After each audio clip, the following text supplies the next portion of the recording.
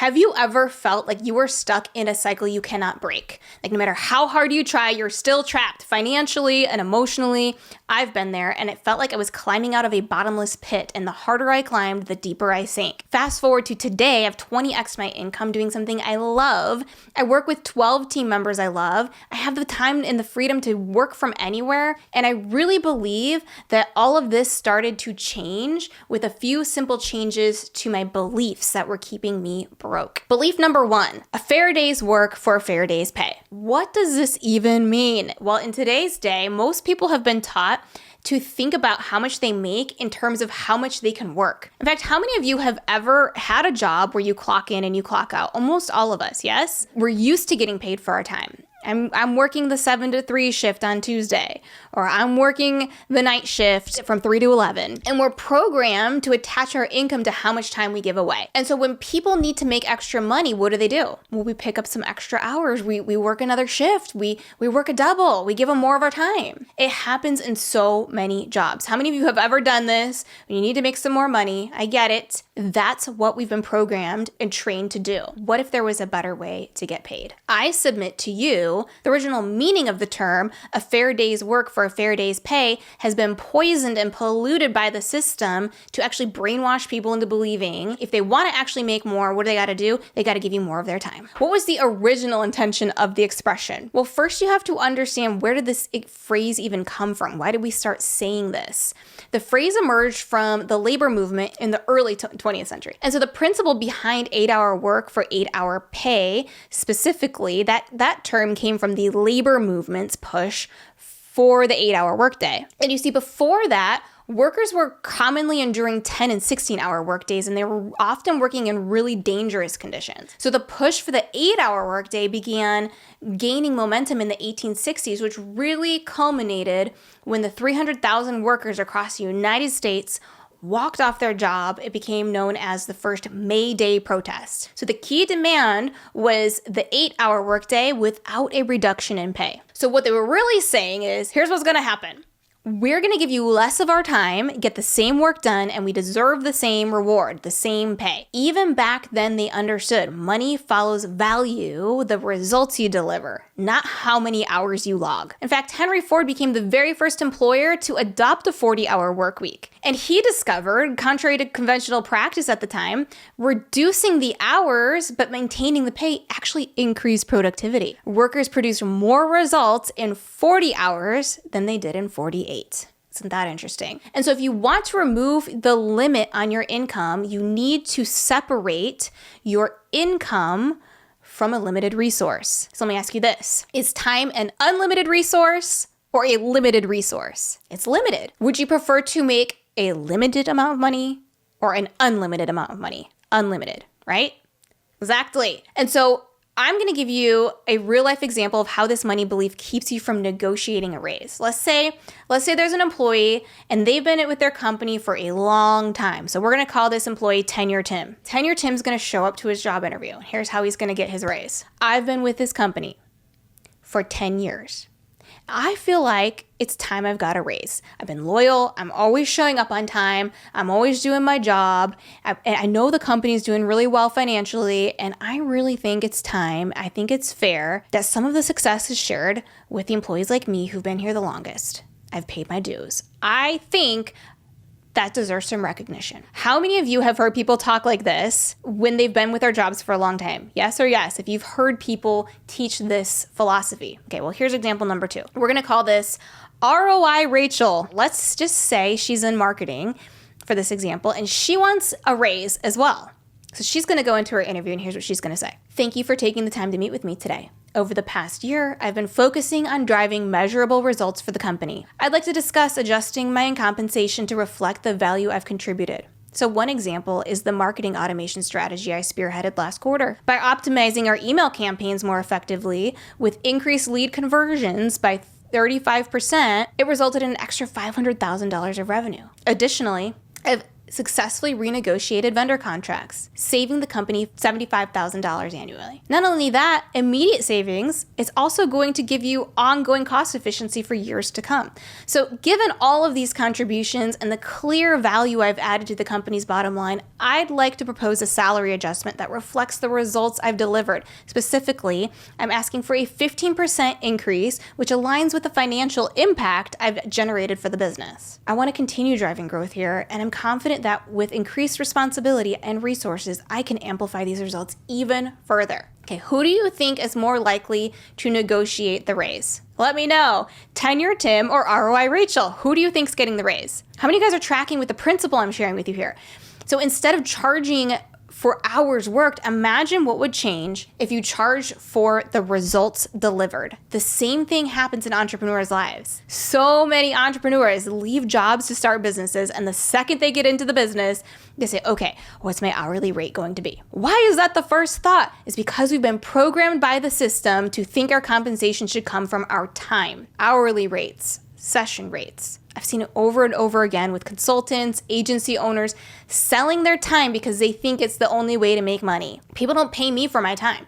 They pay me for my results, the results I can deliver. And they're thrilled to do it. You know why? Because the results are worth more than the money they spend. Integrity is key. Like if you have a strategy that you teach that produces an extra $100,000 a year when implemented, and you charge $10,000 to teach them how to do that, that is a fair exchange. That is an easy win for the buyer. Like make sure whatever your result you provide offers at least 10 times the value. And we've done it repeatedly. And so the point is this: stop buying into the lie that you only get paid for your time. Think about the value and results that you're creating. Do you want to be employed by time? Time is the worst employer you could have. It demands all of your effort, and it pays out less with every passing second. And the sooner you understand and operate from this principle, the sooner you can unlock true financial freedom. Line number 2, it's not what you earn, but what you save that determines your wealth. Okay, well that sounds wise, right? We should be wanting to save, but let me show you why this is a terrible idea. First of all, what you save doesn't determine your wealth. What you grow determines your wealth. Saving money, especially in today's economy, is like filling a bucket of water with a hole in the bottom of the bucket. It's going to leak value over time. Why? Because money sitting in your pocket or sitting under your mattress or sitting in your bank account or savings account is constantly depreciating. It's becoming worth less money because inflation is killing it. Every single dollar you save will be worth less money tomorrow. Like in the United States, historically, on average, money has lost 2 to 3% of its purchasing power over the year. And this is in the past century. So that means your money loses about 3% of its value a year. Let's think about this. Let's do the math. If you save $100 today, that means next year it's really only worth $97, which means in 10 years from now, it's really only worth about $73. Like saving money doesn't protect your wealth, it punishes it. What you hold on to today, time takes away tomorrow. Now imagine if instead of saving $100, you invested it wisely. That $100 you save today might grow to $600 or $1,200 or more depending on where you invest it. And this is the difference between saving and investing. Saving money is like clutching what crumbles. Investing money is like planting what prospers. What you keep will shrink. What you sow will grow. And rich people understand this. That's why we don't save money. We invest it. Not because we don't believe in financial security, but because we understand that money must grow to retain its value. Stop saving for the sake of saving. Start investing for the sake of creating wealth and living an intentional life with intentional design. Here's the next one. All rich people are greedy. Really? Let's think about that for a second. All rich people are greedy. That is so interesting. How many of you have been taught to believe this when you look at rich people? I had a client tell me this the other day. She was like, I don't want people to think I'm greedy for wanting to start this business. I know some rich people. I've got some rich people in my family. They're not very nice. They're kind of greedy. I don't really like them. And so of course we can all probably think of some rich people right now that we would say are pretty greedy. But let me ask you this. Have you ever met a greedy poor person? Is it possible to be a greedy poor person? Can you be broke and greedy? And I would submit to you, you absolutely can. I have met some very greedy broke people. They will lie and they will scam their way just to make a quick buck. It is not a characteristic. Greed isn't just saved for wealthy people. So let's think about this. What is greed? Okay, so greed is, definition, an intense and selfish desire for something, especially wealth, power, or food. That's really interesting, that definition. An intense and selfish desire for something. Let's break that down. Selfish. Concerned excessively or exclusively with oneself and lacking consideration for others. Okay, let's think about that. I would submit to you, it's harder to have the mental bandwidth to have consideration for others when you can barely take care of yourself. Like, you are in survival mode. If you are not sure where your next meal is coming from, it is very hard to think about taking care of somebody else and feeding the entire neighborhood.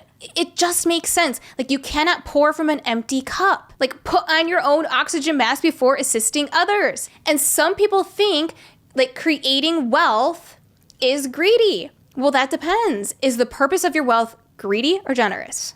Some people say, I don't want to be wealthy. I just want enough to cover my needs.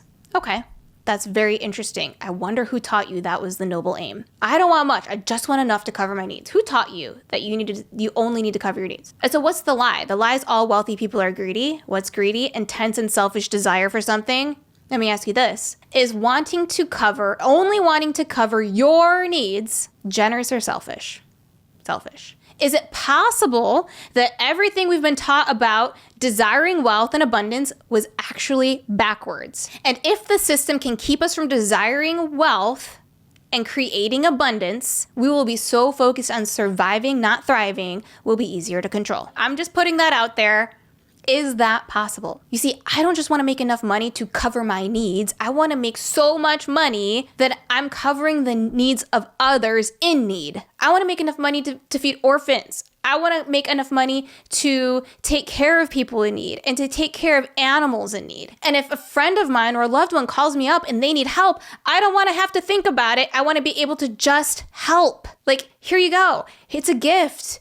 I don't need you to pay me back. And I think we can all relate to this on some level. When you hear it, that is a desire that you have. And at the same time, there's a shame that we carry around unconsciously because we've been programmed by the system that causes us to feel guilty for wanting to make a lot of money. Like, think about that. Like, if I think someone who makes a lot of money is greedy, I will never be someone who makes a lot of money because I unconsciously do not want to hate myself. Instead of listening to the system's programming on money, start seeking out evidence of successful people who've done amazing things with their wealth, who didn't believe it was a bad thing to want to make a lot of money. I love what Oprah said about it. If I have the opportunity to make money, I'm going to do it. What do successful people believe about money? Amazing. I love what Tyler Perry says about it. What I know for sure is that doing good and doing well aren't mutually exclusive. It's your intention that matters. I like to say, doing good and doing well are not opposites, they're allies. It's not about what you gain, it's about the goal you serve that gives success its meaning. Isn't that so good? Here's the reality. Wealth amplifies who you are. And so if you're generous when you have a little, you'll be even more generous when you have a lot. I've met so many incredibly loving and generous, rich people. Those are the people I aspire to model. What about you? So those are the 3 lies that will keep you stuck and broke. Reject the lie that robs you. And if you like this video, don't forget to like the video. If you're into the mindset of finance, don't forget to subscribe to the channel. It really helps out with the algorithm. I'll see you guys on the next one. Bye-bye.